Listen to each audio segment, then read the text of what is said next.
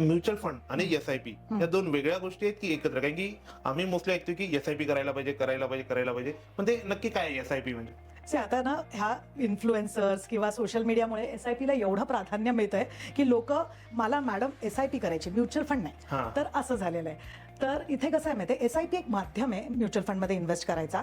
जेव्हा आपल्याला महिन्याला काही अमाऊंट पॉसिबल होतीये, म्हणजे डिसिप्लिन वे मध्ये छोटी छोटी अमाऊंट आपल्याला आपल्या सॅलरीमधनं ऍडजस्ट होतीये, तर त्याला आपण SIP सिस्टमॅटिक इन्व्हेस्टमेंट प्लॅन बोलतो. एकदम जेव्हा आपण करतो त्याला लमसम म्हणतो, आणि एका फंडातनं दुसऱ्या फंडमध्ये जेव्हा पैसे जातात तेव्हा आपण त्याला सिस्टमॅटिक ट्रान्सफर प्लॅन म्हणतो. असे म्युच्युअल फंडमध्ये इन्व्हेस्टमेंट करण्याचे पर्याय झाले हे सगळे.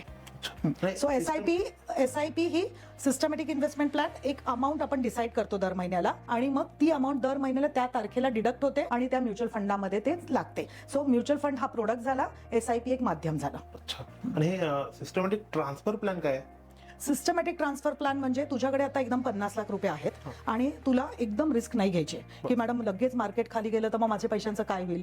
मग अशा वेळेस आपण त्याला डेट फंड्स मध्ये पार्क करतो आणि हळूहळू ते पैसे 4 महिन्यात किंवा 6 महिन्यात ते डेट फंड्स मधनं इक्विटी फंड्स मध्ये वीकली किंवा मंथली त्याला ट्रान्सफर करतो. तर त्याला सिस्टमॅटिक ट्रान्सफर प्लॅन म्हणजे आपल्याला डेट फंड्सचे फिक्स रिटर्न सुद्धा मिळतात आणि हळूहळू आपण डेट टू इक्विटी मध्ये गेल्यामुळे आपल्याला इक्विटीचे पण रिटर्न्स मिळतात आणि आपली रिस्क पण खाली जाते.